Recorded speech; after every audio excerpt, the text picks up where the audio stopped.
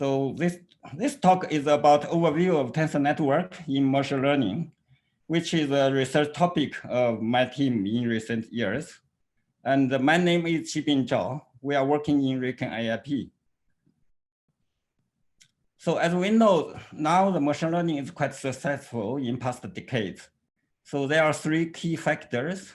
One is big data, one is the high performance computation, and the last one is model and algorithm in machine learning, especially deep neural network.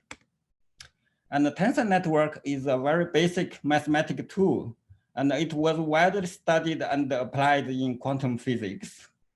And it has been emerging topic to apply tensor networks to machine learning field in last 5 years, which can be used for handle the large scale data, or to develop high performance computation, or to develop machine learning models and algorithms.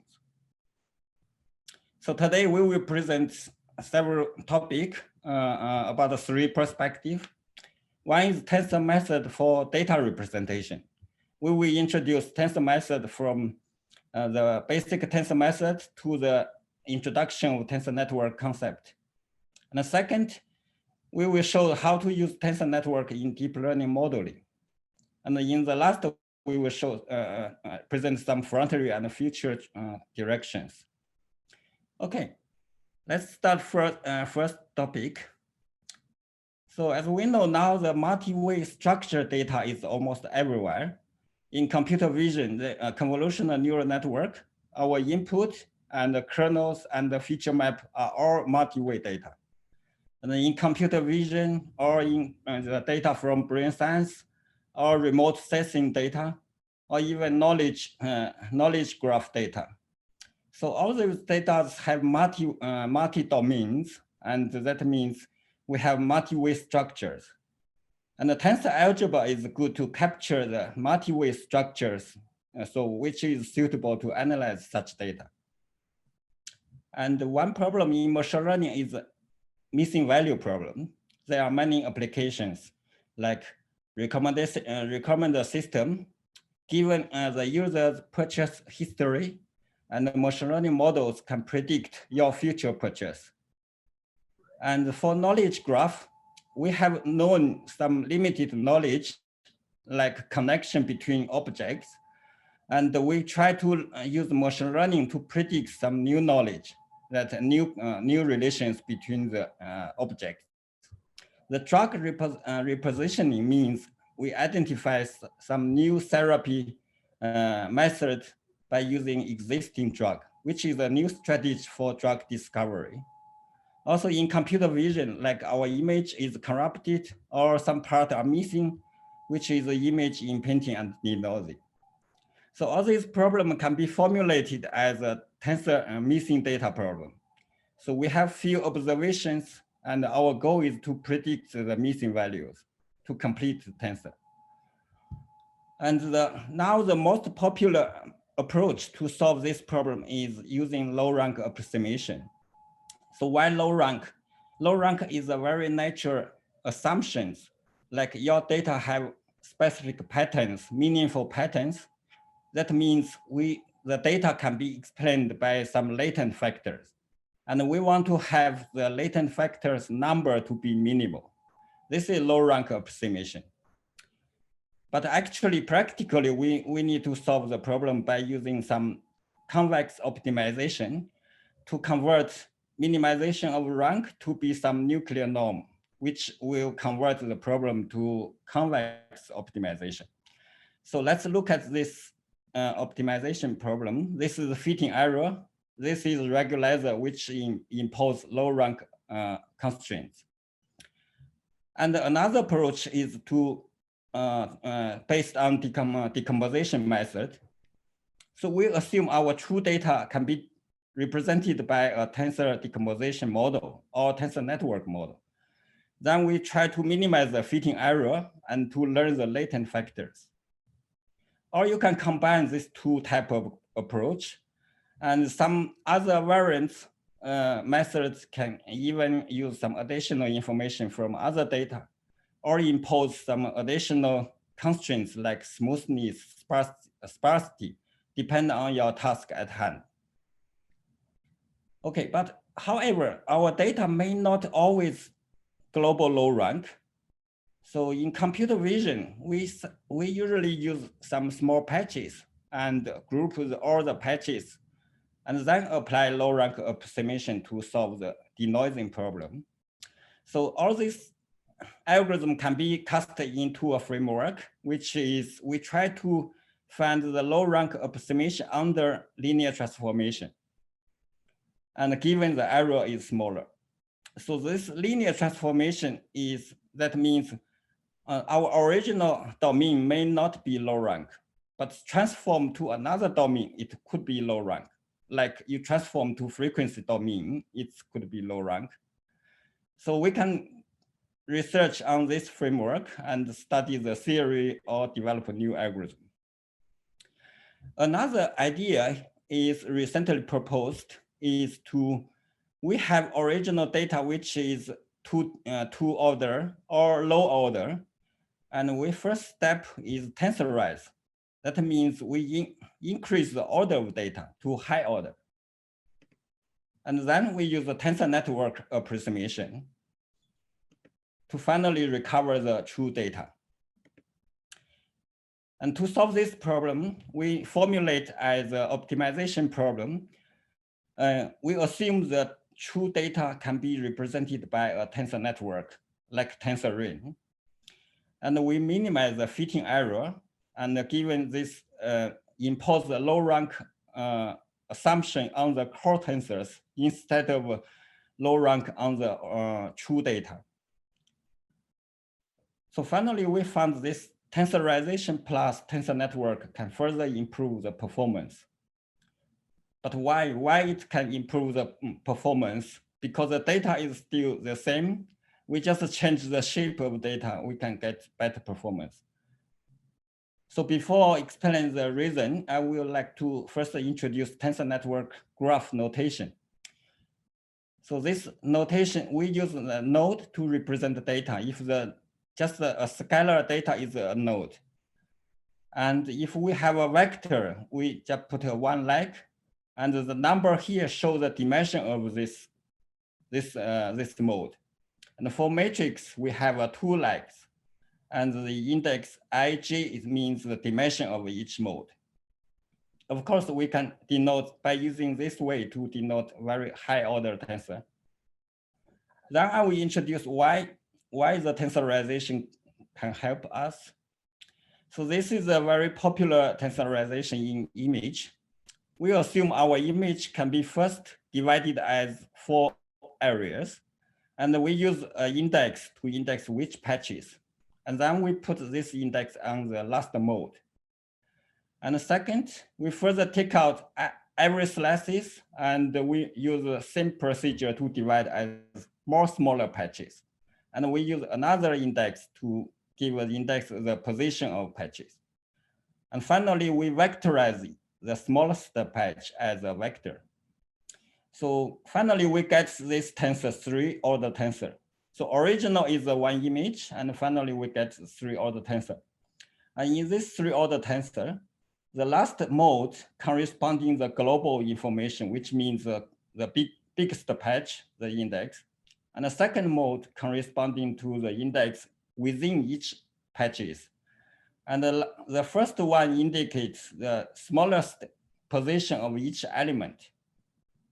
And if we use tensor network representation, it's very easily operated by, we have I by J matrix.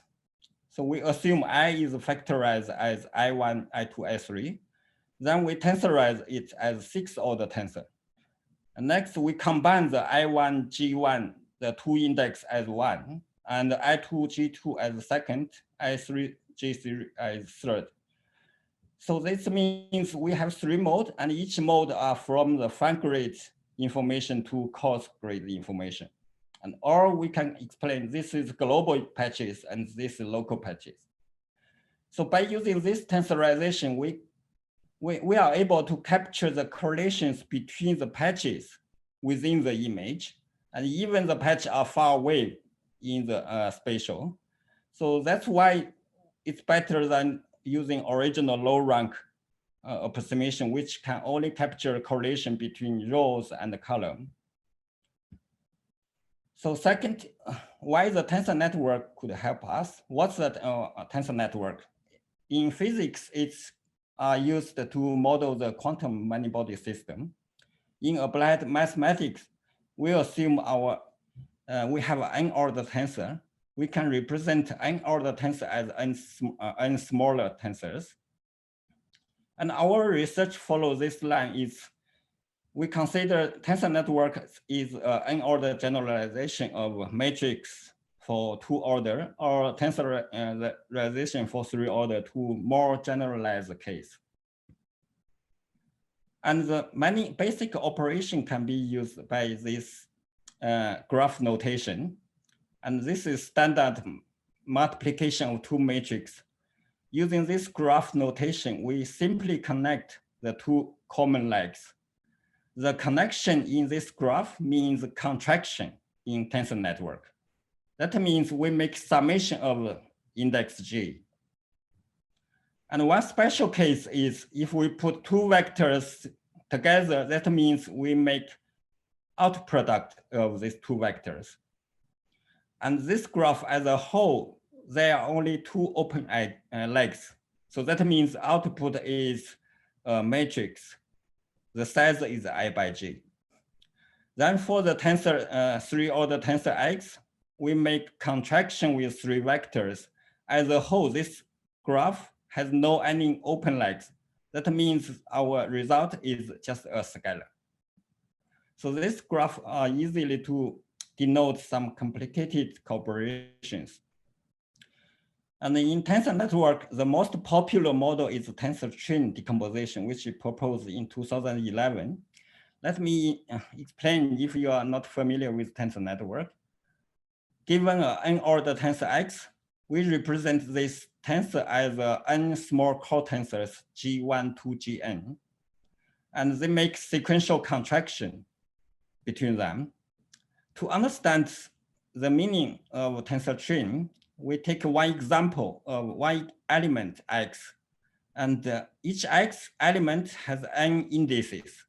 According to n indices, we can take out, according to first index, we take 1 slice from G1, and the second index, we take 1 slice from G2. And then we have a sequential of matrix. We make product, give the output, which is equal to this element. So this is the principle of tensor chain decomposition. But there is a special case because the first core and the last core are special because they are matrix. And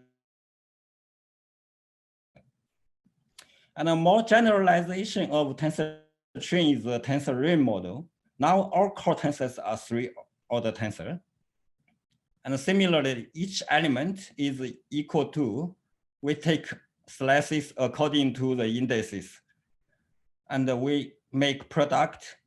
Finally, we give the trace operation to get output. And also we can represent by these graph notations. So why tensor network is good? Because there are some nice property. One is highly compact representation.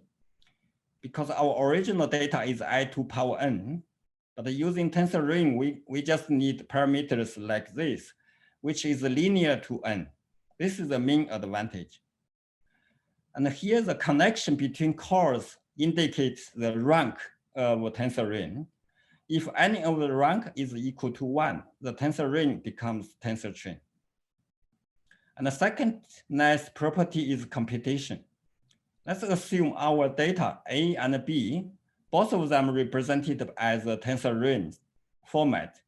Then the inner product and many other operations can be performed very efficiently because we just need to make contraction between the individual cores individually. And then as output is still a tensor ring. So the computation is very reduced from I to power n to NIR4. Okay, next I will introduce how to use tensor network in deep learning models. So in deep learning, if our task is more and more complex, the dimension of input increase, which also have large hidden layers, and which finally let the parameters increase dramatically. And currently, most models we need large training samples, and we need a large model parameters, also large computation. So that means we need to have a huge storage, and the computation for inference is inefficient. And it's hard to deploy the model to the smartphone or some small devices.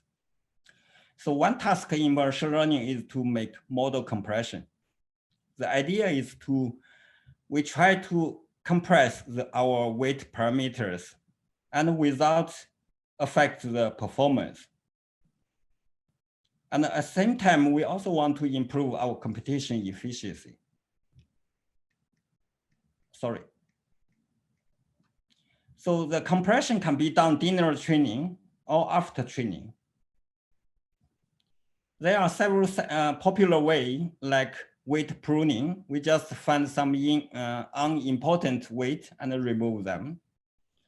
Or knowledge distillation, which means we have a well-trained model, which called teacher model. Then we use this teacher model to teach a student model, which is a relatively smaller parameters. And the quantization, we quantize the weight parameters or banalize. Finally, it's a low rank approximation. We assume our weight parameters can be represented by a low rank matrix approximation, which also we can consider as we put an intermediate layer, which is linear. So this is the matrix factorization. We can get compression like this. So the mean part is rank R. If the rank R is small, we can get more compression. The question is, can we go beyond the matrix factorization to do more? The answer is yes. So if we tensorize the weight parameters to a high order D-order tensor, then we use a tensor train representation to represent W. And then we calculate the gradient over the core tensors instead of the W. And we can learn the small core tensors. So finally, we can get compression rate is very high, which is this root of Mn. Again, this compression depends really the tensor rank R. So let's dive into a little bit technical details. This is a fully connected layer, H1 to H2, and the transformation can be written here. Then we assume our W, which is too large. We try to tensorize W as a 2D order tensor. Based on the assumption n is factorized as n to power d, then which we have a d dimensions, or m is also a d order tensor. After this, we assume the W represented by this tensor train. And also for the H1, which is the input, which is output of hidden layer 1, and we tensorize this as a disorder tensor. So then this fully connected layer can be computed very easily by using the tensor train format. How to compute? We just simply connect all legs individually. And finally, we get a new vector, which is the output of H2. Okay, based on this assumption, instead of learn the W, we try to learn the small core tensors from G1 to GD. And also we apply the backpropagation algorithm to calculate the gradient. So this part, the gradient is keeps same. The only difference is here. And we can see the gradient calculation of tensor network is very easily. If we calculate the gradient of GK, we just remove this core and we get the gradient. We make the contraction, finally we get a fourth order tensor, which is the gradient of GK. And from the performance, we see that if we consider the single layer, we can get 700,000 compression. But as a network, because there are many convolutional layers, so the whole network compression is just 4 times compression. And also some performance has a little bit drop. And the speed has a little bit increased. So ideally, we hope we can represent all layers, H1, H2, all the parameters W, all of the variables as a tensor train or tensor network. If we can do this, and the computation is more efficient, because this contraction, we just compute the 2 cores contraction individually or correspondingly, which can be very efficient computation and can also be a parallel computing. And after this, even the summation of 2 tensor train, we just need to concatenate the cores. We get the new cores. But there are several challenges because our input data is not tensor network representation. If we tensorize our data and using tensor decomposition, which is computational, very costly. And the second problem, if each layer is a tensor network, because after the nonlinear activation, this nonlinear activation will destroy the tensor train format. After this, we cannot keep the tensor train format. So for the first problem, for the input, and there's a research paper published in NIPS 2016. The idea is inspired by quantum system. So they simply create a tensor network representation. Like we have input data X. There are D features. For each feature or each pixel, we project nonlinear mapping to a 2-dimensional vectors. And then we make out product of all this vector. So we create a tensor train representation. But this tensor train representation is not equal to our original data. It's just nonlinear mapping to high-dimensional Hilbert space. And in reality, we don't need to compute this D-order tensor because we always use this tensor train format for computation. And this is a rank 1 tensor. Of course, the nonlinear mapping can be any mapping, not necessary to be this one. This one is just in quantum state. They always use this too because this normalization is just equal to 1. And then we can build the classification layer. And the function looks like this. And we assume the parameters also represent as a tensor train. For multi-class model, it simply put one more course with a dimension k. The k is number of classes. Or you can change any of the cores has additional dimension with the k index. So after this, the weight we have a big weight compression, and the key point is the rank R. If all the parameters have low rank R, we get a very good compression. So small r is expected. But again, also we have another problem. We have a new hyperparameters. We need to tuning the R, and it's a very difficult part. So let me explain why this nonlinear mapping can help us. So we consider another kind of nonlinear mapping is just keep all features with the polynomial. And then we create similarly the function. So if we use this nonlinear mapping, just one with the feature itself, then this function, if we can write in details, we can get this is a polynomial function. So the polynomial function can approximate any smooth functions in general. So that's why this nonlinear mapping can help the models to give the good performance, even just use one layer. And then later we can apply different tensor network models for different deep neural network. And we several different methods can develop, like block term decomposition to apply RNN or LSTM. Okay, previously we talked about how to compress the fully connected layer, but for convolutional layer, it's also possible to using the tensor network. And we try to compress the kernel, a convolutional kernel, because the kernel usually have a 4-order tensor, the spatial and the input channel with output channels. Let's assume our kernel can be decomposed as a CPD. CPD is one standard tensor decomposition. So after this, the full convolution can be converted as a sequential convolution.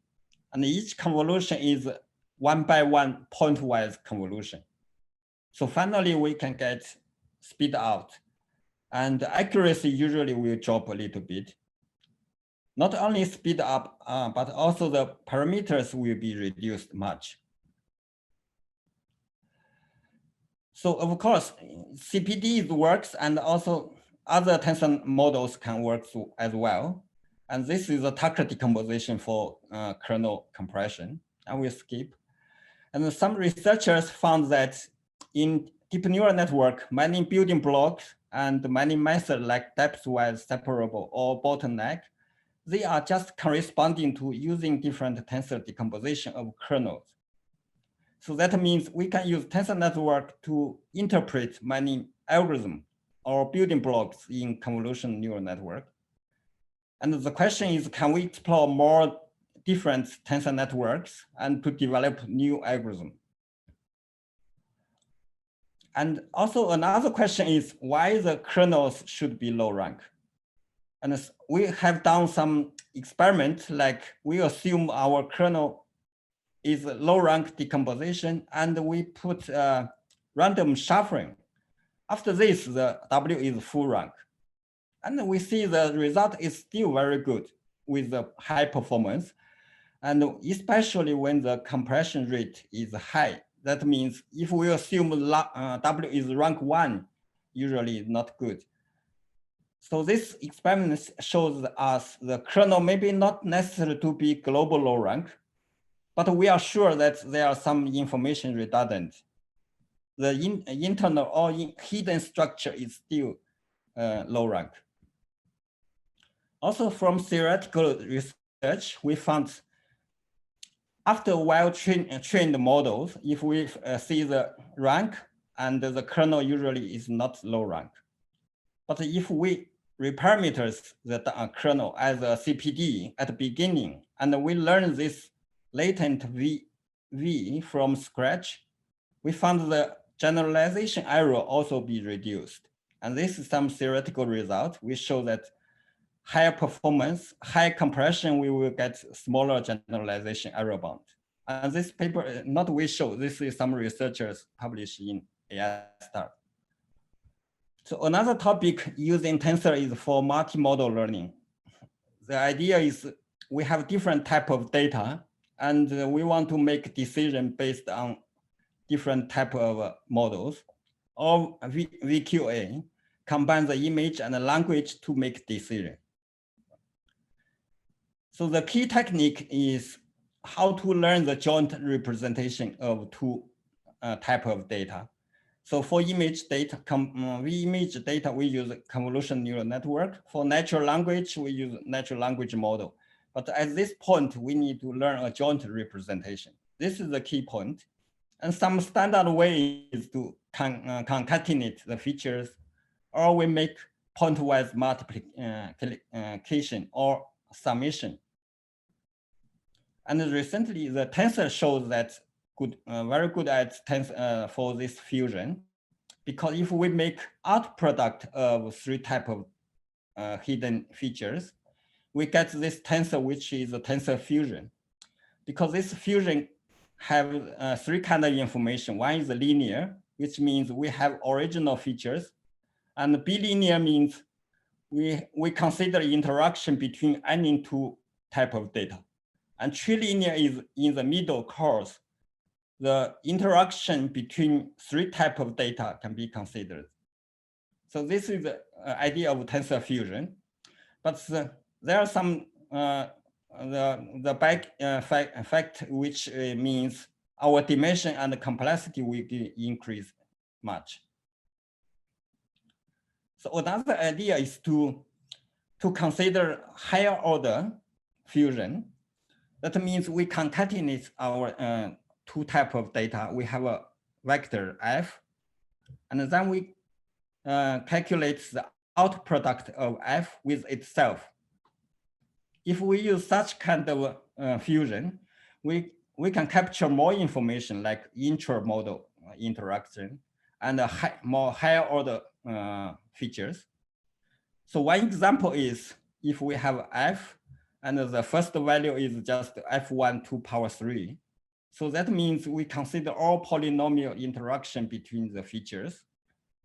But the big problem is the data will exploring. The number of data or size of data will increase much exponentially with p.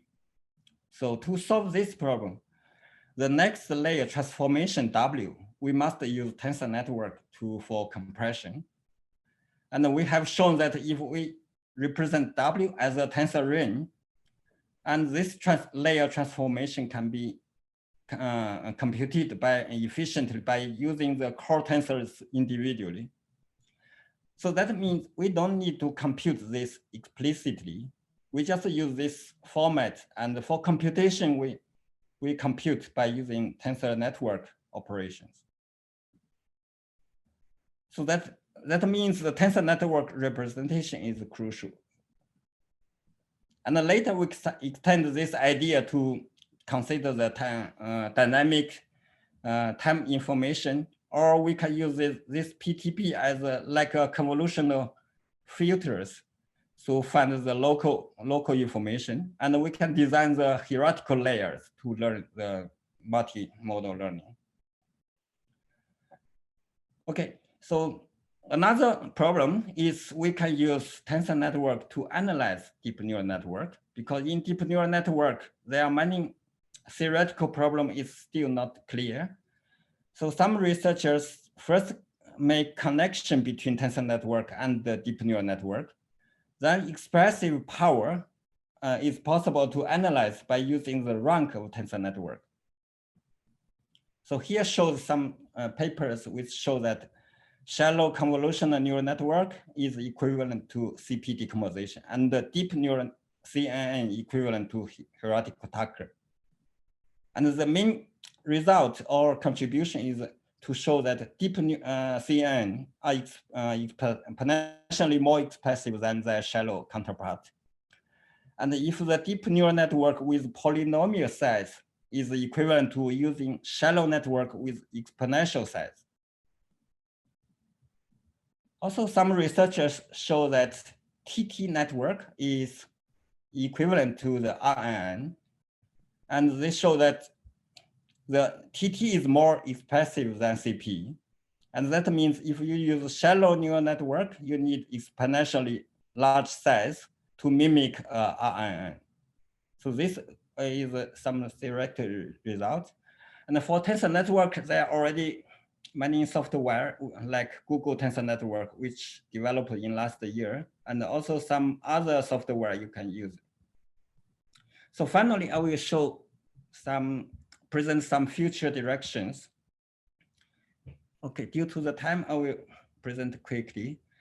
So for supervised learning, if we give the input features and we try to learn the nonlinear function f to give the output, so then we can convert the features as the index of tensor.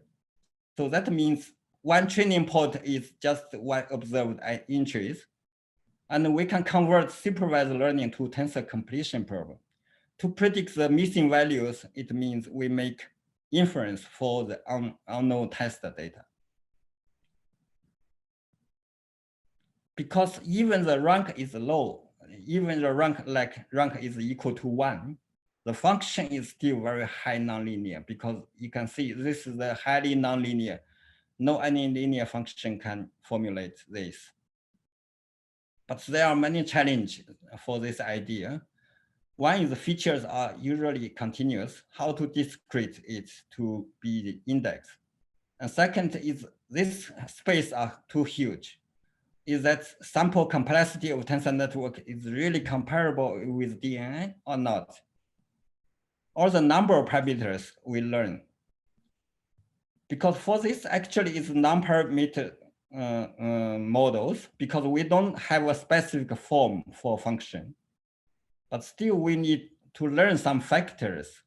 So how about the number of parameters? And the second line is to using tensor network to represent probability function. So this is n discrete variables, and the probability is a non-negative tensor. If we decompose this non-negative tensor as a CPD, we found this CPD is equivalent to graphical model like this, because this graphical model joint probability is written like this. And for each conditional distribution of x1 given h is just corresponding to one factors. And the pH is just lambda. Lambda is single value in CPD decomposition. So that means if the rank R is equal to 1, it indicates that all variables are independent. Okay, so why we need tensor network to represent graphical model? Usually the advantage is for computation of marginalization or normalizations. One example is if we compute the marginalization of like ZK, usually it's difficult to compute because we need to compute probability for all possibility of ZK. But for tensor network, we simply make summation of QK. QK is the core tensor corresponding to the variable K. And then we have a new tensor network, which is a marginal distribution. And based on this idea, some researchers learn the generative models based on the probability function we assume is a tensor network representation. Then using the training data to learn the cores, and we can generate the new data. And a second idea is how to extend this discrete probability to continuous.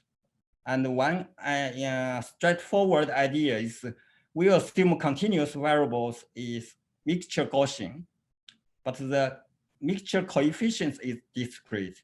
So we can use tensor network to represent this PZ, and we get the multi-dimensional mixture Gaussian distribution. And also in physics field, some people using the tensor network to build the hierarchical model. And this is the input layer is nonlinear mapping. Instead of using just one tensor train to make fully connected layer, they try to build a hierarchical layer. And each layer is reduce the order of tensor, not dimension of data. And finally, layer is for classification.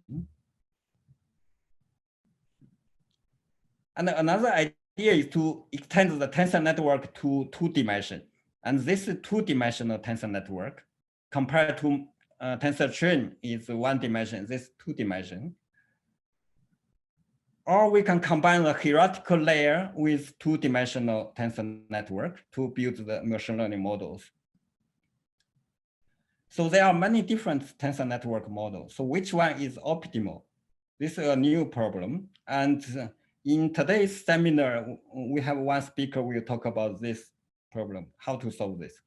So finally, we have some discussion about this topic. The tensor network are tools for data modeling or represent model parameters, or we can also represent functions.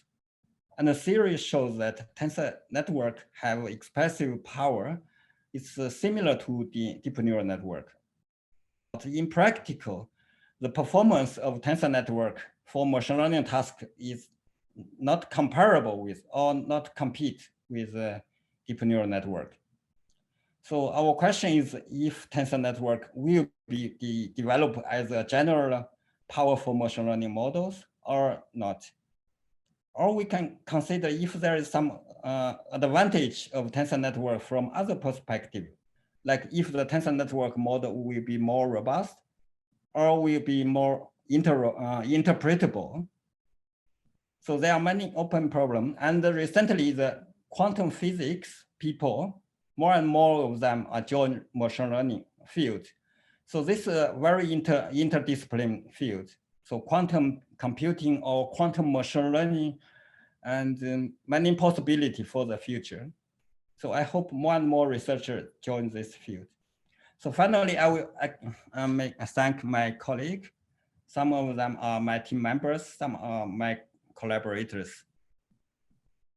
Okay, this is the end of my presentation. Okay, let me see the questions. So can the equivalence between tensor network and the neural network take batch normalization into account?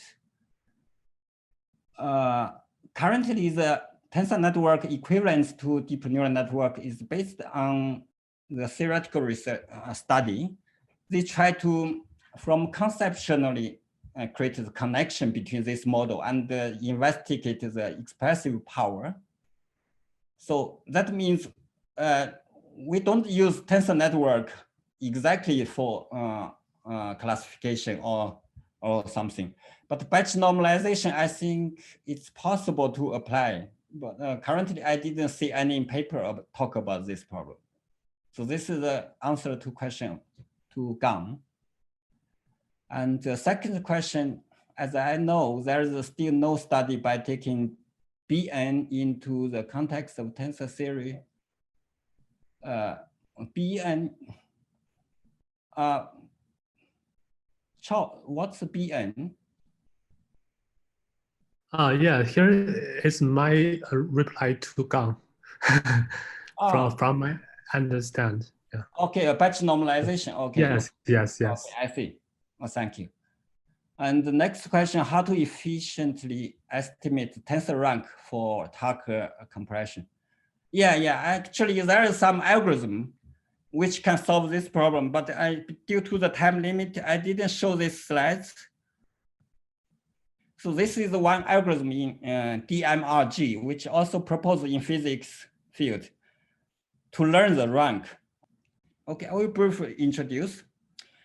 So instead of to update one course, this idea is to first merge two cores, and we calculate the gradient of these two cores. And after this, we make contraction, we get the gradient of this block cores. This includes two cores. And then update these two cores. After this, we have a new core tensor, which is updated, but it includes two cores. And then we convert it as a matrix. We combine the first index and as rows and the last three index as a column. And then we apply the truncated SVD to determine this rank R prime. And later reshape back to original shape and finally update these two cores. Now this core are updated and this rank is also determined by this key step. This is the one algorithm, but there are some problem because the SGD cannot work. If you give the one training samples, this framework doesn't work well. So you must have a batch samples to learn this rank. Okay, so I hope this answers questions too. And next, do you mean, okay, thanks. So Tucker compression means Tucker tensor decomposition based compression, be it compression of NN or other multi-way data, and in Python or MATLAB toolbox available. Yeah, I already showed some software available for tensor network library. You can try.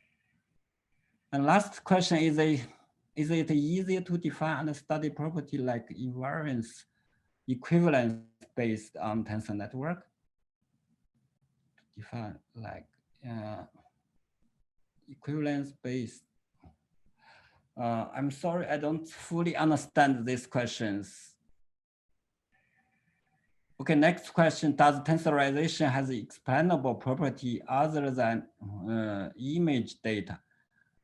Intuitively, I think tensorization has interpretability because I already show how to make tensorization for image, this slide. So the interpretation is we use a different mode to index the different resolution or like the mode 3 corresponding to coarse grade, global patches, and the first one is the fine grade local patches. then we can capture the correlation between all the global patches or local patches correlations. That's the interpretability of tensorization. Okay, because my time is out, so, and the question, no more questions. So let's switch to next talk. The second talk will be given by Cesar. Okay, thank you very much. I'm Cesar Cayefa. I work in CONICET and University of Buenos Aires, Argentina, and I'm visiting scientist at GBIN's team group at RIKEN AIP. So the title of my talk is Sparse Representations and Applications, and I will present some results from the last few years in collaboration with people in RIKEN, Japan, and also Indiana University in the United States and University of Alberta in Canada. Okay, this is the roadmap for my talk today. I will start with an overview of sparse coding for one-dimensional signals, vectors, and then I will show how to use sparse coding with tensors using the Tucker model. And finally, I would like to show an application to neuroscience as we presented in the conferences NIPS 2017 and NeurIPS 2019 last year. Okay, sparse coding is actually used by our brain to efficiently represent sensory information. The studies made by Havel and Wissels in the 1960s demonstrated that neurons in the visual cortex area are organized in layers. In fact, this motivated researchers to develop the multi-layer artificial neural networks. But moreover, they found that specific neurons in the V1 area respond to specific stimulus associated with different orientation patterns images. And this sparse coding technology used by our brain motivated researchers to develop sparse coding in computers. So let's define precisely what is sparse coding in machine learning. Let's consider a large data set composed by small patches in natural images and assume that every single patch can be approximated by a linear combination of few elements in a dictionary of patterns. And this dictionary can be derived by theory imposing some properties of signals, as it is the case of the wavelets or the discrete cosine transform, or it can be also learned from data. Mathematically, a data sample, a patch, is vectorized and is approximated by the product of a matrix D and a sparse vector of coefficients X.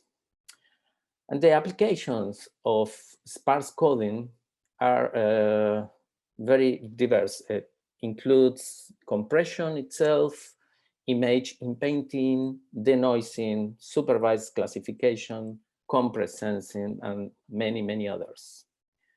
So we address the following question. How can we capture the essential information of data samples when they come in with multidimensional structure? Can we use sparse coding for tensors? And there is a very simple way to do that. We can use sparse coding by vectorizing the tensors and applying the classical sparse coding techniques. But the problem is that it is very expensive. The dictionaries become extremely large. So we need to solve this problem. And first, let me introduce the low-rank Tucker decomposition. Jibin already talked something about the Tucker model. Tucker model is a tensor decomposition model. It was proposed a long time ago in the 60s, and this model has the ability to compress tensor data. In this model, we have that data tensor Y is approximated by the product of a small core tensor X and 3 factor matrices D1, D2, and D3. And usually we can attain compression by using small ranks. And one way to do that quickly is just applying the high order SVD and just use the largest singular values. And we can show the ability to compress of the Tucker model by applying it to a real three-dimensional image. This is a brain image, magnetic resonance image, and we can plot the quality of the approximation versus the size of the core tensor. We can see that as the core tensor size increases, the quality of the reconstruction improves. In 2013, we proposed the Sparstacker model. That is a Tucker model where the core tensor X is of the same size as the original tensor Y, or is even larger, but it is sparse or very sparse. In this case, the matrices D1, D2, and D3 play the role of dictionaries, but they are specific to each of the modes of the data. And in this model, we can achieve also compression by the sparsity of the core tensor.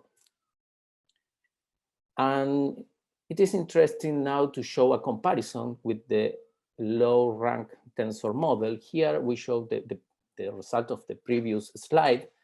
And if we compute the quality of the reconstruction using the Sparstacker model, we obtain this plot.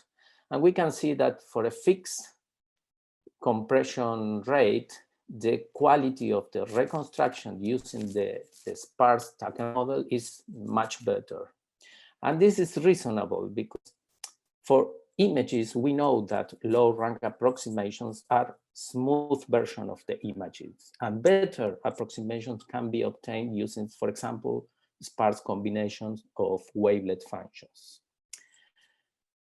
Taking a closer look at the Sparstacker model, if we vectorize it, what we see is that it is just a particular case of the vector sparse coding, with the property that the dictionary is written as the Chronicle product of 3 smaller dictionaries, D1, D2, and D3.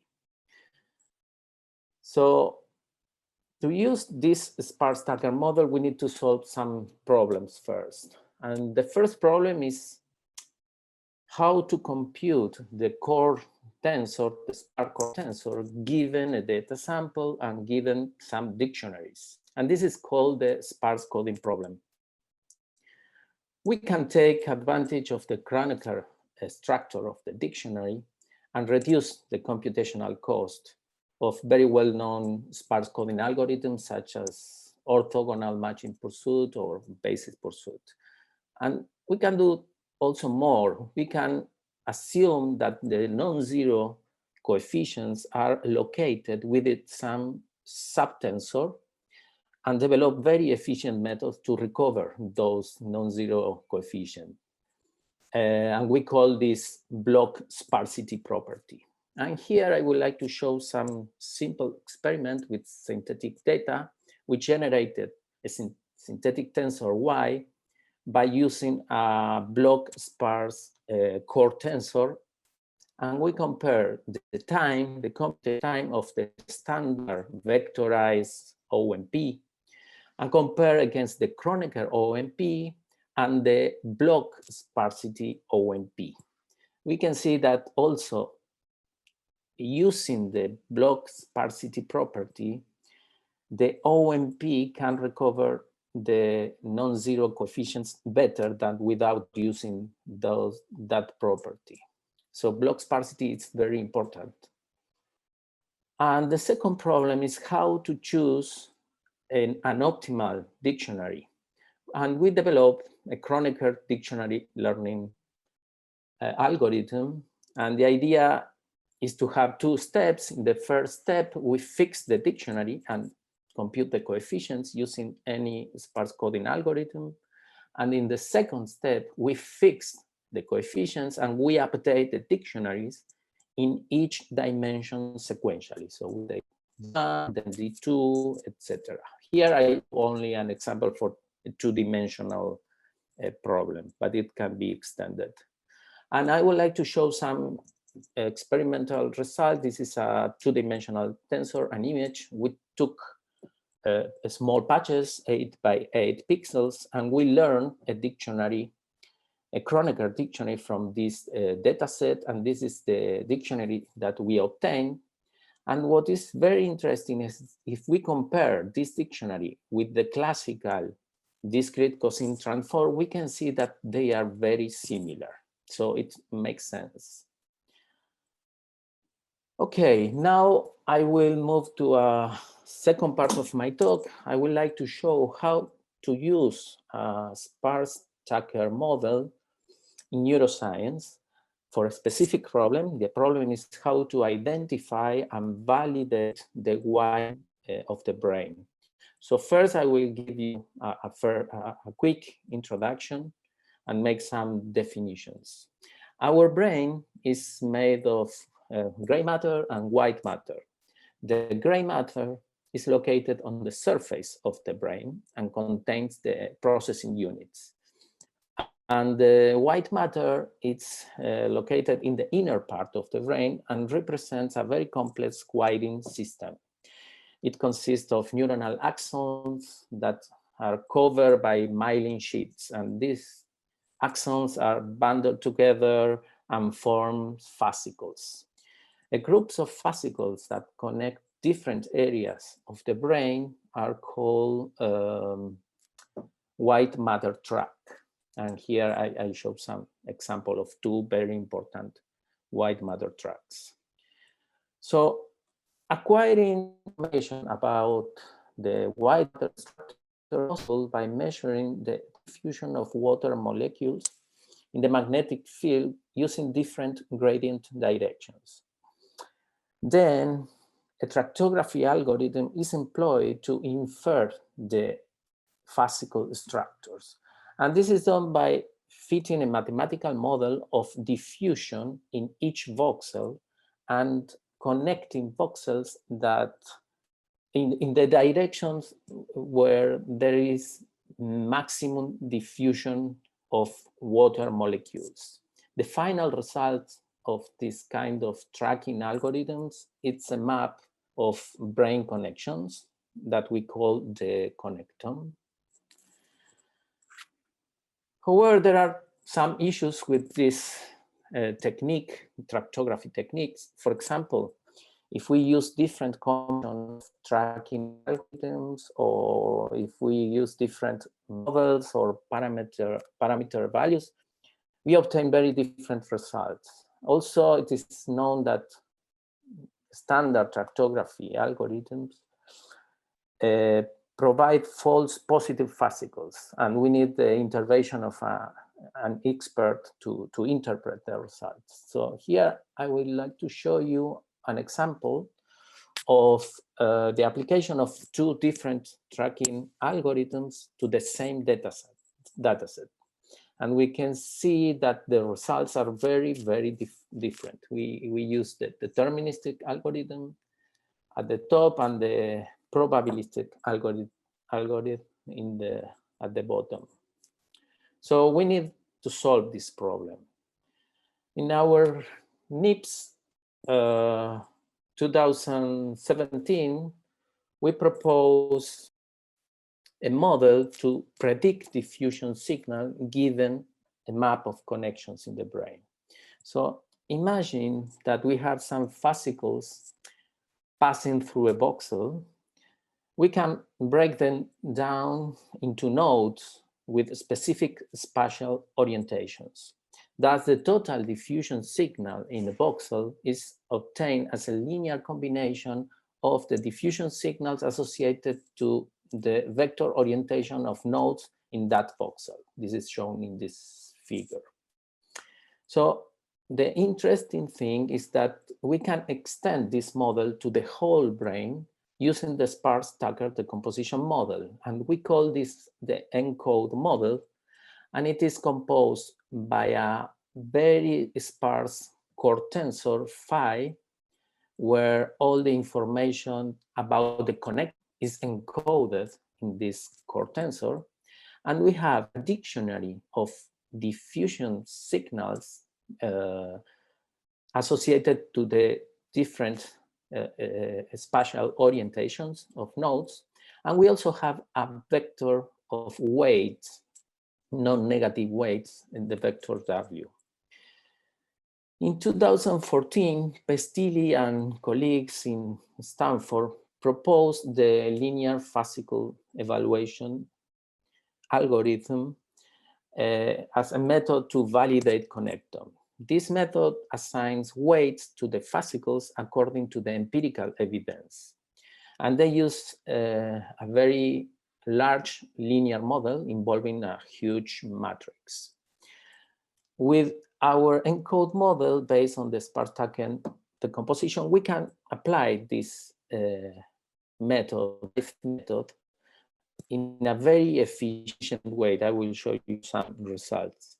But the idea is to solve an optimization problem. We need to fit the vector of weights, W, such that the model can approximate as much as possible to the empirical evidence, which is the matrix Y, the diffusion measurements, the magnetic resonance images.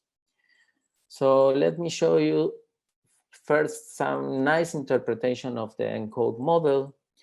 In our model, each dimension in the core tensor encodes different information about the connectome. The first dimension encodes the orientation of the fascicle nodes. The second dimension encodes the voxels. And the third dimension encodes the fascicle indices.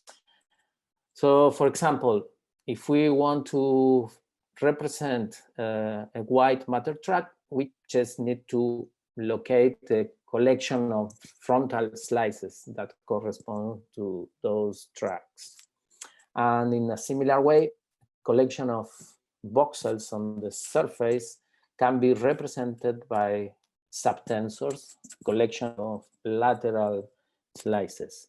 And this organization of connectome information allows for a very simple and efficient manipulation of data. And here there are some results as we report in NIPS 2017. The dictionary of diffusion signals, D, the model, is obtained by discretizing the orientation space. And we can increase the accuracy by making this discretization finer.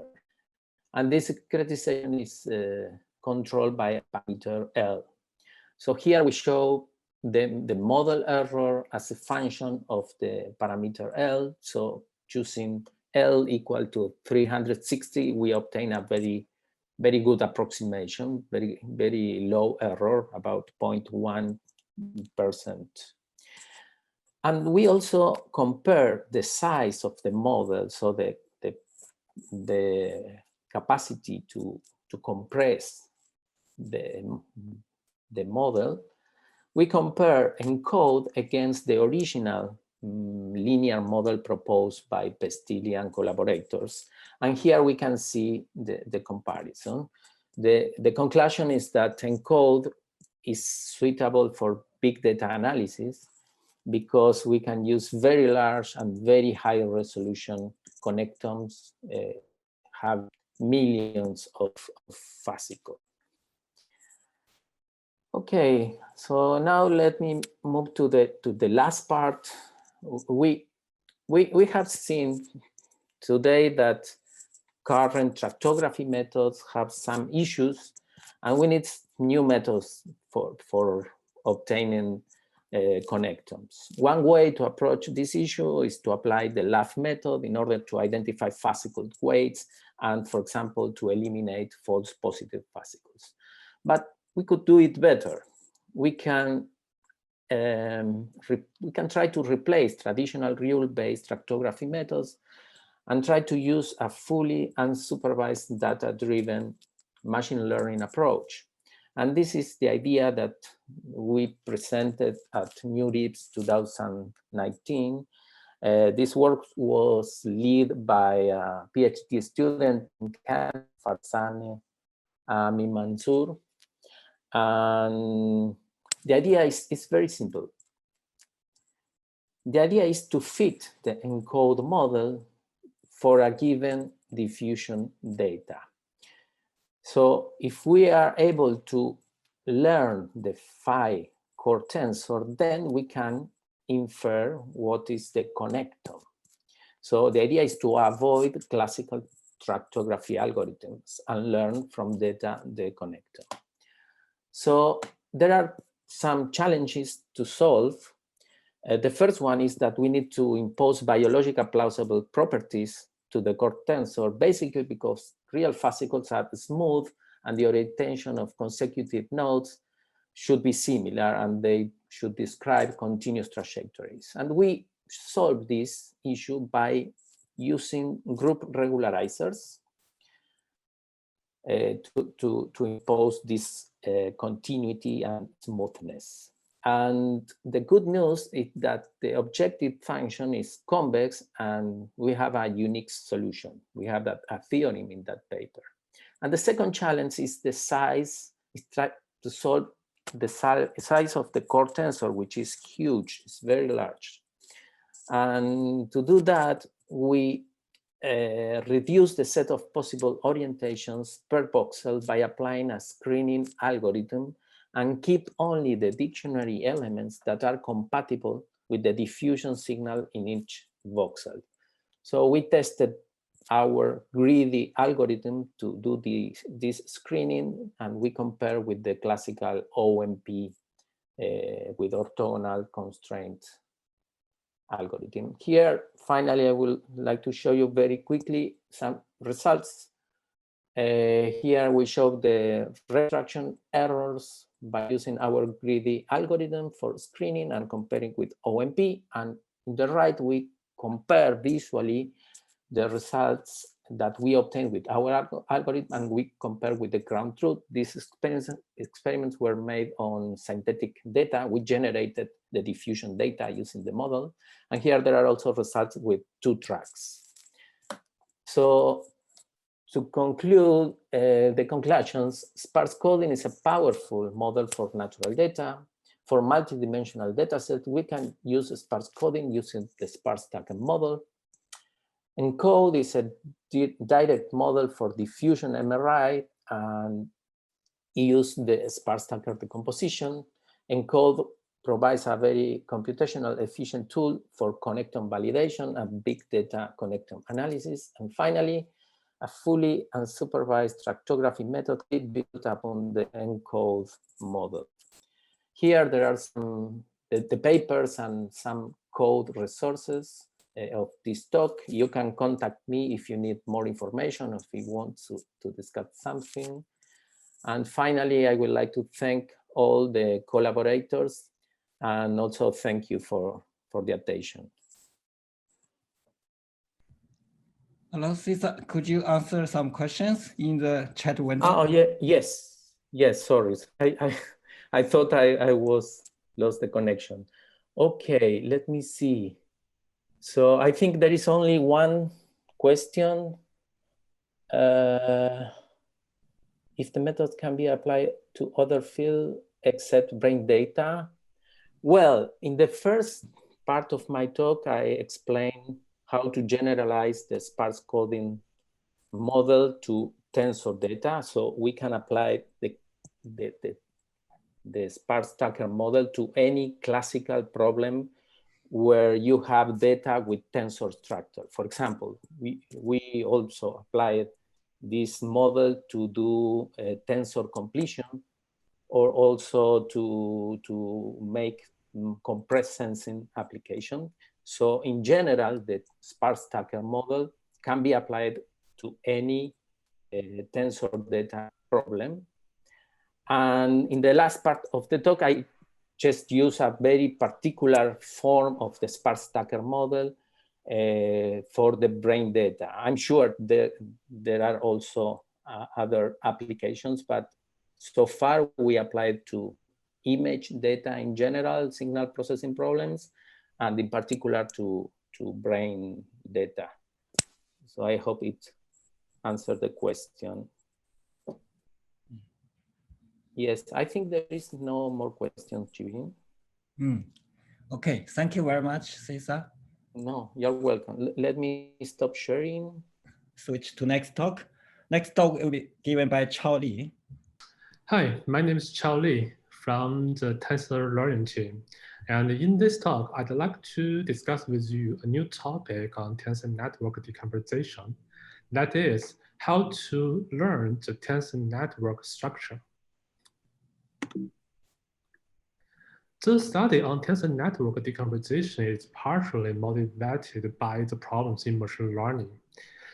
In machine learning problems, the researchers always hope to train their models by bigger and bigger data sets, because we believe that the bigger data set always implies we can learn more knowledge from them. But at the same time, we have to face some challenging problems. The big data set always have a high dimensional, right? Some of them have multiple modalities. Some of them are noised and even incomplete. And on the other side, to deal with the big data set, we usually need a bigger learnable model. A well-known example is a deep neural network. They generally suffer from the problem called the over-parameterization. That means that the dimension of the learnable weights may be even larger than the size of the data set. So as a result, we have to pay additional computational resources to deal with both the big data set and the big models. So because of those facts, one question is naturally arised and become one of the central problems in the study of machine learning. That is, how to efficiently represent a high-dimensional problem with few parameters. So in our team, we try to answer this question by the framework called tensor network. Tensor network is not a learning model, but an efficient model representation format. They can efficiently exploit the low-rank structure of the problem. And the more interesting point is there are lots of theoretical results to analyze and to balance the performance by using tensor network. Here we showed a basic pipeline about how to convert a problem into the framework of tensor network and how to solve it by the decomposition method. Here we use the tensorization trick to convert various problems in machine learning into the context of tensors and use the tensor network decomposition, we can embed a high-dimensional problem into a low-dimensional subspace. And there has been lots of literature which has proved that the tensor network is a simple yet promising framework to answer the aforementioned problem. In this talk, we focus on a specific point of tensor network. That is, how to learn the optimal structure for a given task. And the main content of this talk is based on our recent results published in SML. And with some additional results, it will be also presented in the NeurIPS workshop in the near future. Well, in the rest of the talk, I will first briefly overview what the tensor network is, and focus on its diagonal notation. After that, I will give a formal statement about what's the meaning of structural learning of tensor network structure, tensor network decomposition. And at the end, I will show how to use the well-known genetic algorithm to solve the structural learning problem. What the tensor is? Intuitively, tensor is just a number block. In the conventional methods, we used to applying the vectors and the matrices to formalize our problems. But lots of studies have shown that for the extremely high dimensional problem, tensor would be a promising tool. Tensor is a natural extension of vectors and matrices, but the difference is the entries of a tensor maybe have more than 2 indexes to indicate their positions in a tensor. And in the slides, we also show how to use the mathematical symbols to denote a tensor with some different shape. Here is one point I'd like to highlight.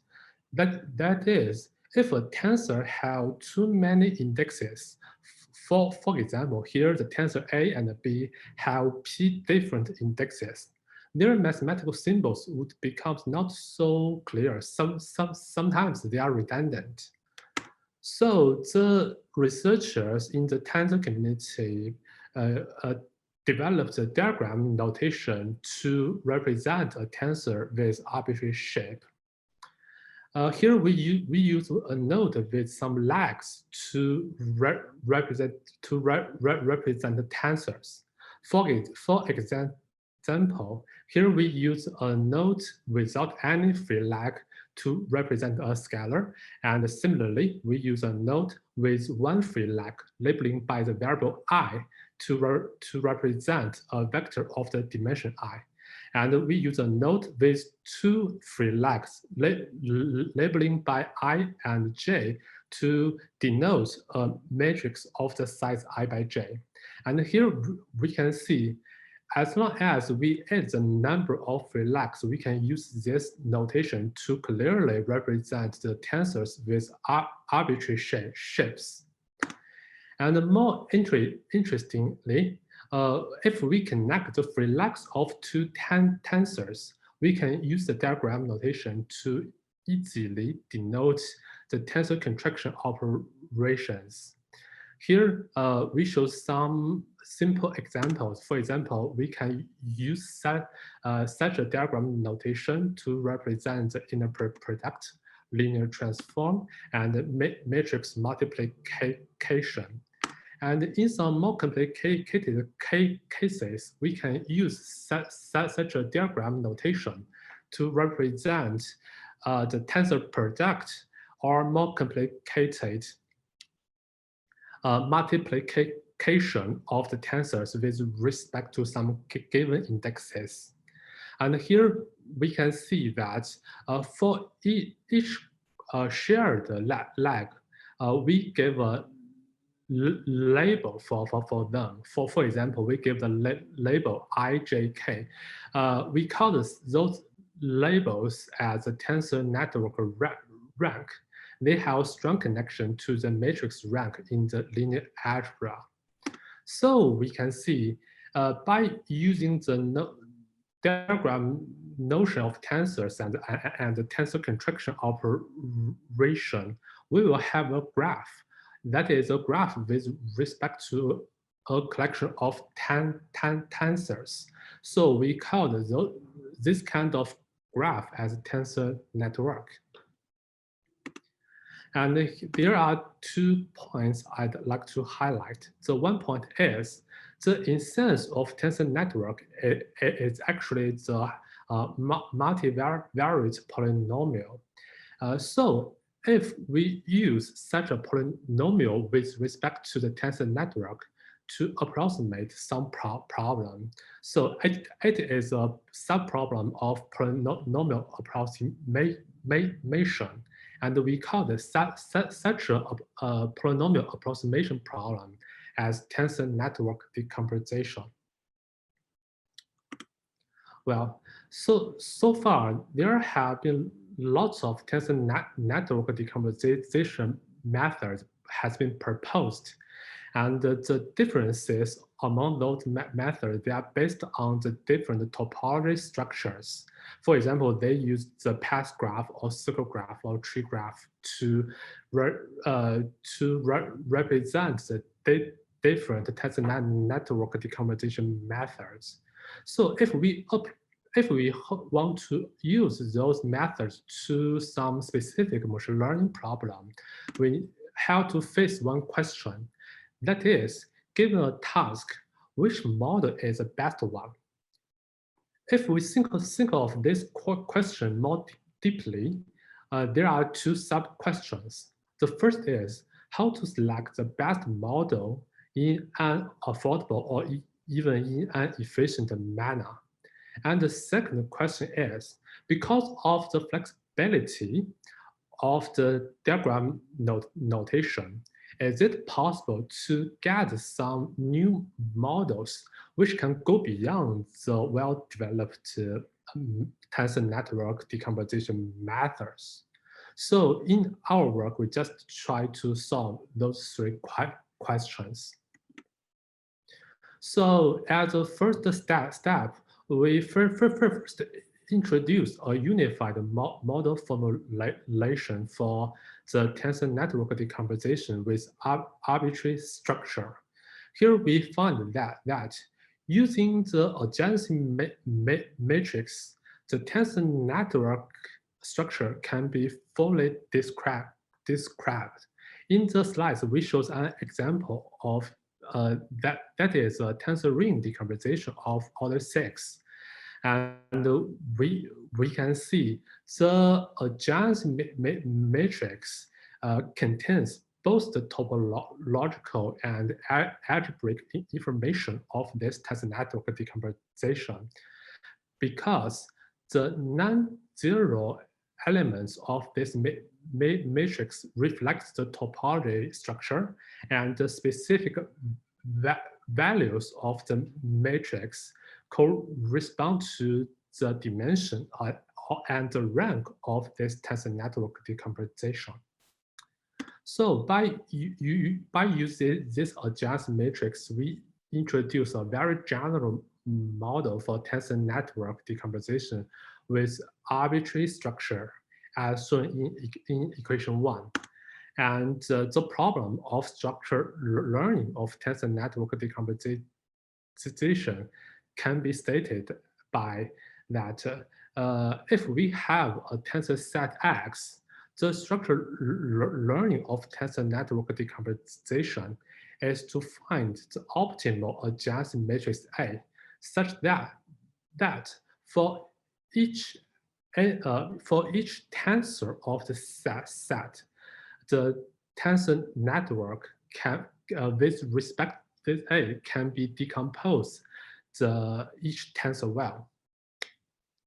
Here we didn't give the clear definition what's the optimal here, because for different problems, we can give the different definition what's the meaning of the optimal A here.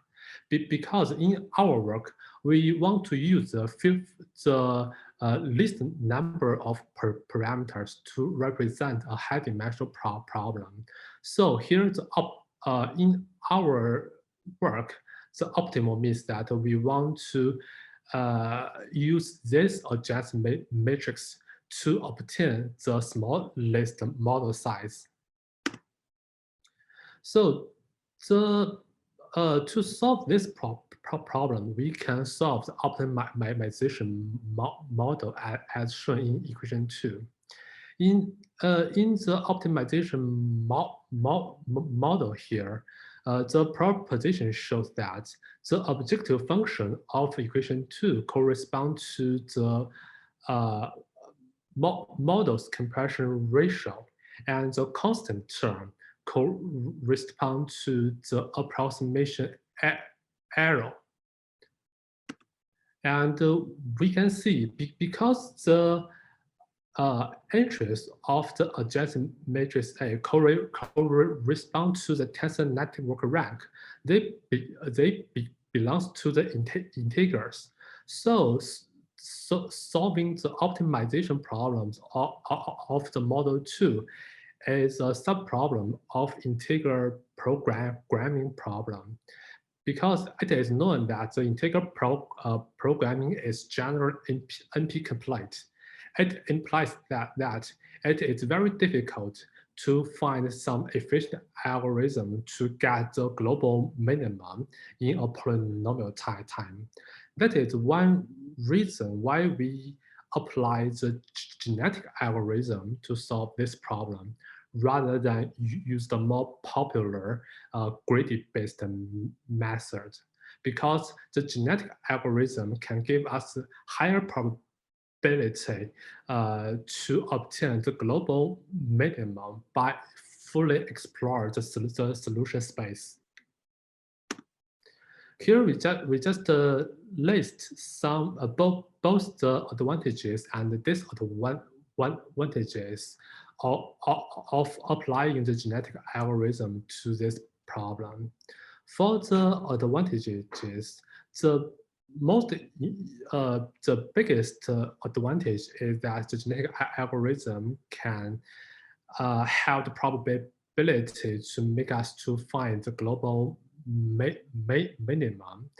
And the genetic algorithm also very friendly with the multi-objective function, and also very friendly with the parallel computation. As for the disadvantages, maybe someone would think about one question, that is, the genetic algorithm maybe needs prohibitive computational resources. Here we want to say that maybe that would be a big problem in 1 or 2 decades ago, but because of the boost development of GPUs, this problem can be partly solved.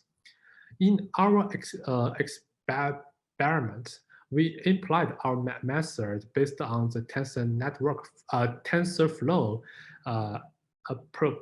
programming framework, and the algorithms can be easily implemented on the high performance computers.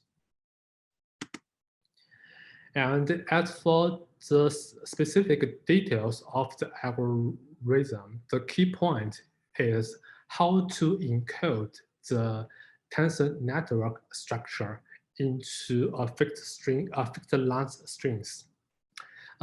Because we have known that the adjacency matrix can be used to fully describe a tensor network. So this point becomes straightforward. Here we just show the simplest example, that we assume the rank is known, but we don't know the topological structure of the decomposition. So the structure in encoding phase can be just accomplished by take the entries of the upper triangle part of the adjacent matrix and reshape it into a fixed length string. And use these strings, we can apply any trivial genetic algorithm to search the solution of the problem. And because of the time limits, here we just to skip the details for each genetic operators. Here we just show the experimental results. In the first experiment, we use the proposed method to do the tensor decomposition on synthetic data. And the goal is to check if the proposed method can learn the same compression ratio compared to the ground truth. Here we just randomly generate the tensors with some random topological structures. And in the results, the GEN columns correspond to how many generations we need in the algorithm to obtain the results. And the EFF columns correspond to the compression ratio compared to the ground truth. The values equaling to 1 means that the compression ratio by the proposed method is the same to the ground truth, while the values larger than 1 means that the proposed method can even learn a better compression ratio than the ground truth. And we can see from all the experimental results and the various conditions, the proposed method can always find the same or even better compression ratio compared to the ground truth within very few numbers of generations. And here we also show the convergency of the proposed methods under various configuration of the hyperparameters. And we can see the different configuration of the hyperparameters, including the number of individuals and the elimination percentage correspond to the trade-off between the effectiveness and efficiency. And in the words of natural selection, that is the trade-off between the elitism and the populism. And the second experiment is to use the proposed method to do the tensor network decomposition on the real natural images. Here we randomly choose 10 natural images from the live dataset and reshape them as order 8 tensors. And in this slide, we just show the learned optimal structure for each image. And we can see that the learned structure are more complex than the well-studied structures like the path, tree, or circle graphs. Well, at the end, I prepared some discussion points. Maybe someone would argue that if the proposed method is computational efficient or not. I think my answer is no and yes. It's no, because compared to the conventional tensor network decomposition, we have to pay some additional computational resources to do the decomposition under different structures. But the answer is also yes. It's because that as shown in the empirical results, even though we just to use a very few number of generations, even though the learned structure is not real optimal, they are just some suboptimal solutions, they still consistently outperforms the well-known tensor network decomposition methods. And the second point is what's the potential application. Here, there is one straightforward application is to use the proposed methods to compress the deep neural networks, because there have been lots of literature where they use the well-studied the fixed tensor network decomposition to compress the neural network.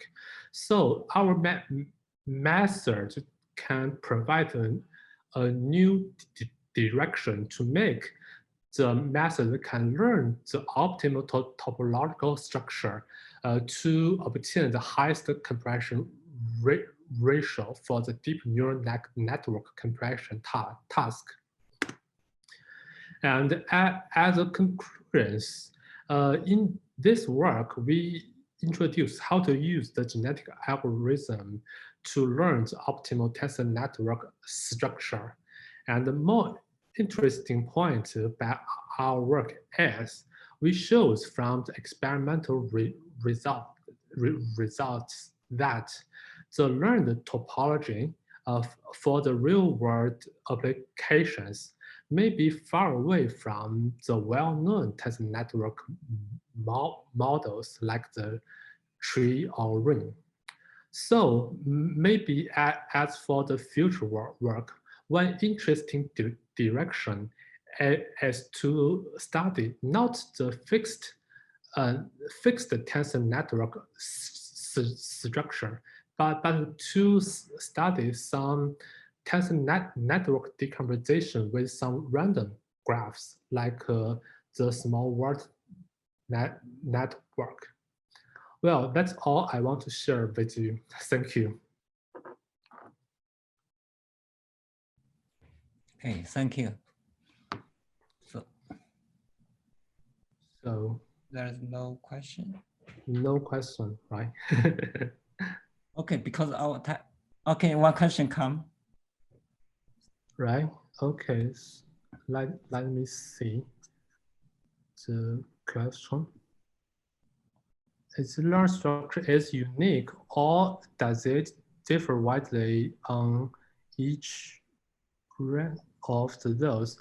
I think from our experimental results, sometimes the structure is not unique.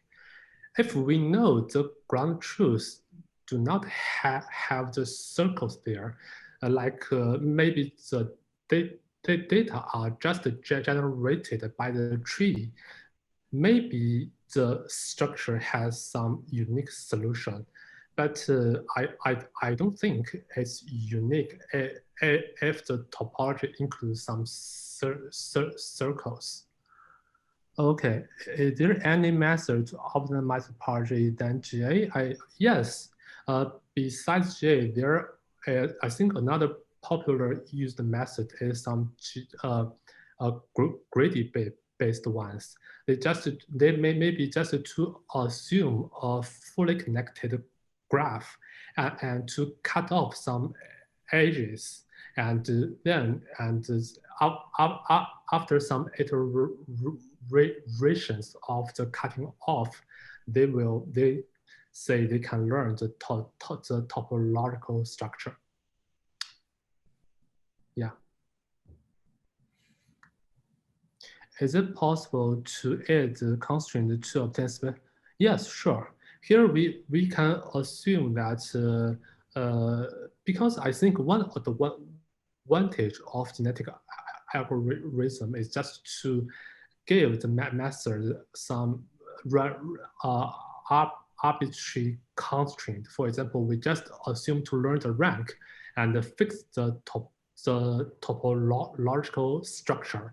Or maybe we can assume just to learn some specific tree graph or something else. I think it depends on how to encode the tensor network structure into the fixed length string.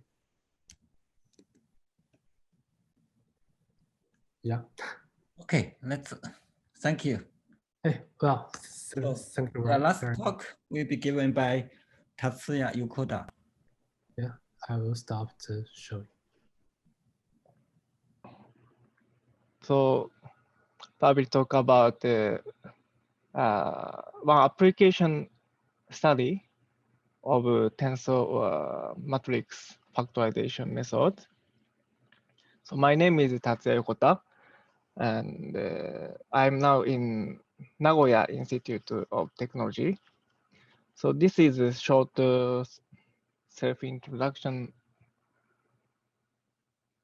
of my history. I was student at Tokyo Institute of Technology, and I studied pattern recognition, machine learning. After that, I was research scientist at Rechem BSI. I studied tensor decomposition and brain signal processing. After that, now I'm in the Nagoya Institute of Technology. This laboratory is about computer vision and medical image processing. So I moved from some mathematical and theoretical side to application side. So maybe my motivation of the study is to bridge between the mathematical method and the application. So, so now I'm a visiting scientist at Rechem AIP. So I'm interested in also tensor networks and deep learning. Okay, so maybe as you know, so because you already hear many things of tensor, so maybe it's okay. Tensor factorization have many applications in science and engineering. So one good important application is image processing. For example, the video and image restoration. Also, hyperspectral image denoising. Also, compressing the convolutional neural network and the fully connected layer in image recognition tasks is also very important. And today, one application I will introduce about medical imaging. So this is dynamic PET imaging. So method is the combination of non-negative matrix factorization and the deep image Plier. This is recently proposed in CBPR, and this is one of the good image reconstruction method using convolutional neural networks. The merit is the robust noise and the extracting non-negative components. So this is a very brief diagram. The NMF is the deep image Plier applied to dynamic PET imaging. This research presented in ICCB 2019. So first I will introduce what is dynamic PET imaging. So PET is techniques for observing biomolecular mechanisms in the body. For one important application is the diagnosis of Alzheimer's disease. So some amyloid beta, maybe this is stuck in the brain. So one important application is to visualize the concentration of amyloid beta, and maybe this is very stuck very much. So he is Alzheimer's disease, like this. So there are 3 steps. First step is scanning after injecting tracer, and we can get sinograms. And finally, we solve some inverse problem to generate the image of the constant concentration of radioactive tracer in the brain. So sinogram have we scan the many sinograms in each time point. So Y1, Y2, and YT. So each sinograms can be converted to images. And also we have the T of images. So here I will explain about the system of PET device. So important hypothesis is like this.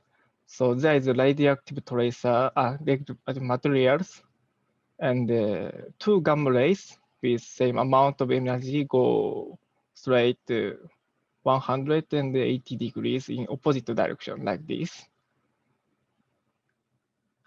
And we put the gamma ray detector around the radioactive materials and record the pair of detectors received at the same time, like this, like this. So this is the scanning of PET.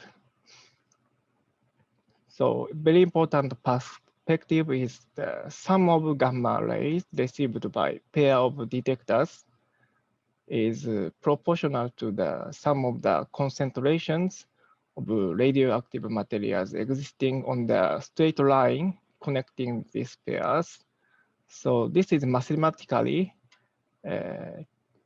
represented by the projection of like this.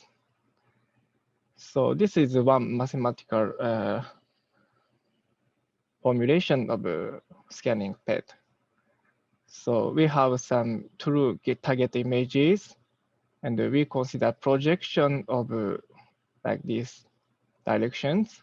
We have the data of projected signals and stacking these projected signals, and we can get sinogram. So this operation is actually the Radon transform in mathematically. So this is same as Radon system. So PET imaging can be formulated as like this formulation. So Y is given sinogram, and Z is unknown image, target image, and we have some unknown noise. So this is sinogram is the Radon transform of target image plus noise. This is the inverse problem. So we only know the Y and P, and unknown. We want to estimate unknown image. It's L post because of noise. So Plier is very useful for robust PET imaging. For example, a noise Plier is important. So in PET image, so we counting the detector. So Poisson noise is usually assumed. Also, image Plier is important. Some smoothness, filters, wavelet, total variation like this. One typical example is Poisson noise plus total variation Plier. It is solved by minimizing this optimization program. So next, I will introduce a deep image Plier. This is a novel image Plier included in free convolutional neural network architecture. It's somewhat very interesting method because in deep image Plier, we do not use any training set, but we use only conv-net architecture.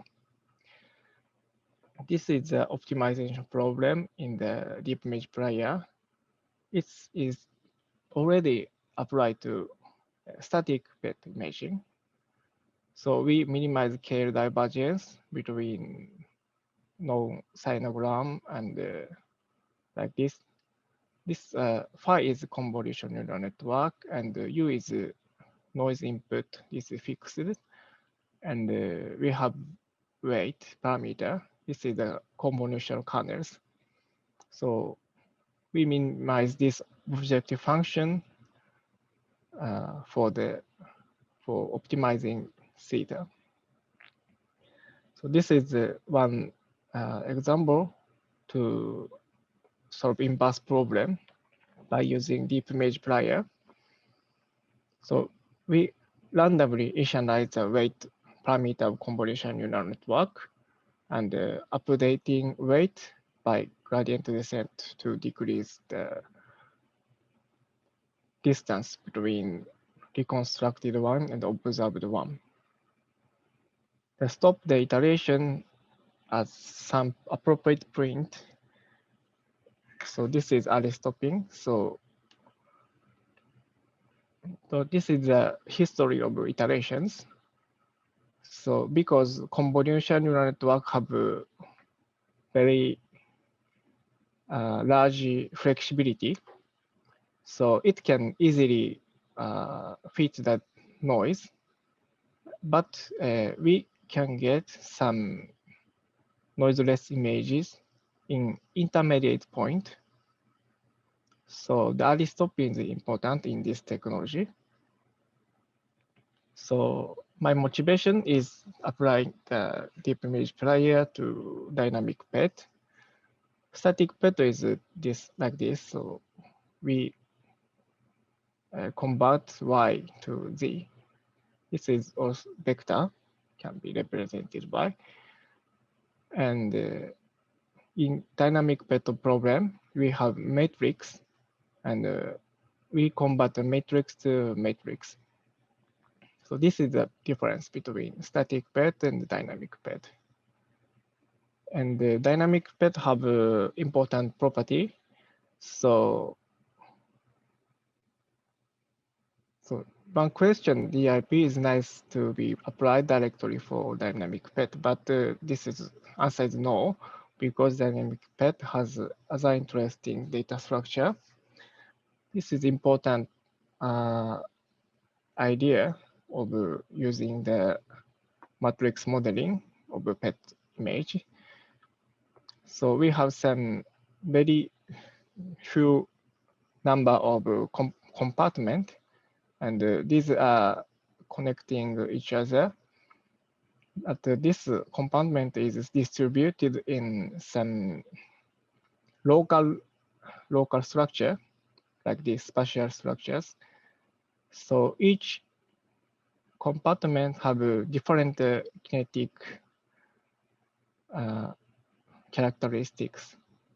So maybe we can separate this kinetics and spatial distribution, and this can be integrated into dynamic PET.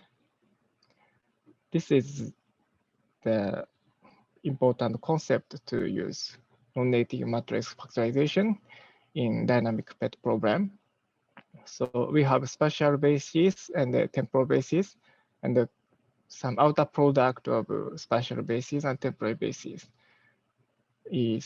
can be summarized to one PET images.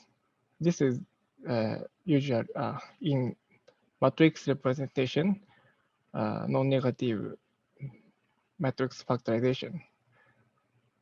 So after that, we further constrain the model.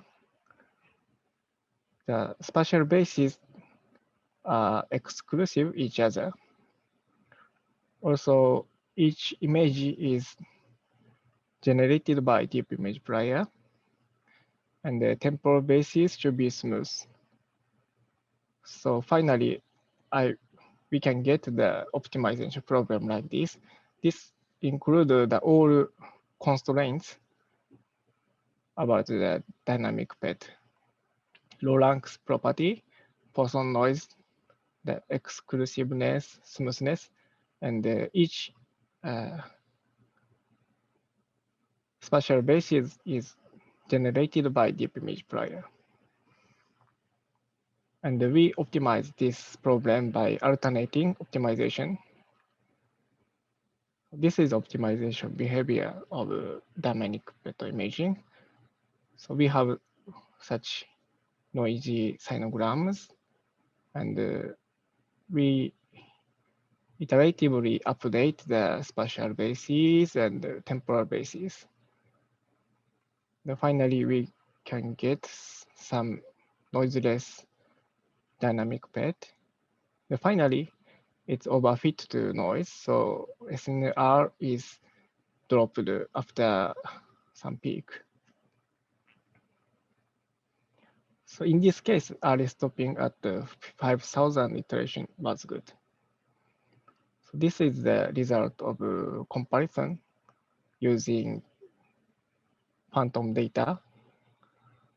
So this is a very typical method for PET reconstruction. And this is TB Plier's result, and the proposed method is like this.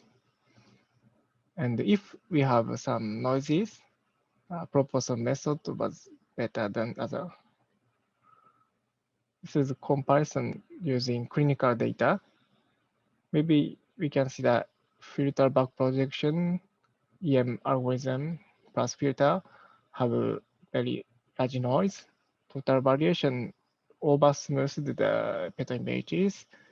And finally, deep image Plier and NMF can obtain clear images. Finally, this is a visualization of non-negative factor matrices. So this is a spatial basis, corresponded temporal basis, spatial basis, temporal basis, like this. So the interesting, some maybe important area is highlighted by non-negative component. So this is summary of my presentation. So I introduced a case data technique to apply tensor method to medical image processing. And application of tensor methods requires professional knowledge in both tensor and application fields. So team building may be quite important. So for example, in our case, we spent more than 3 years until ICCB. Okay, thank you for your listening. Okay, I will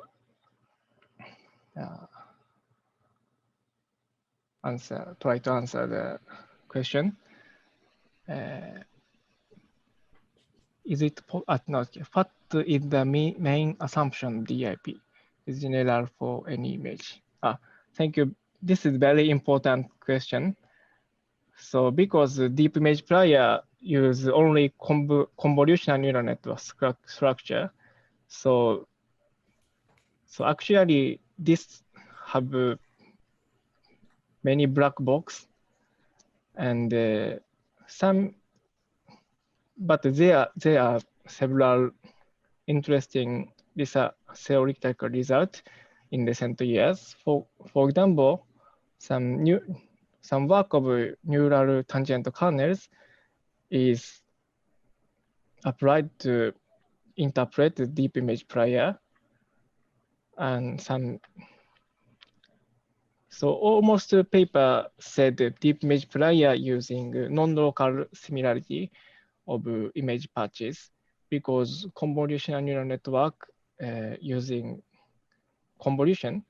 So the convolution have some relation, calculating the relation of the patch images of so maybe this is our answer of this one. Okay, why does DIP suffer performance degradation when the iteration increases? Okay, thank you. This answer can be answered by considering noise, because neural network have large flexibility, so it can completely reconstruct the noisy image at the final convergence. So this is the answer of this question. So if image have no noise, then the DIP also fit the true image. But in this application, so we assume the noise observation noise. So this is the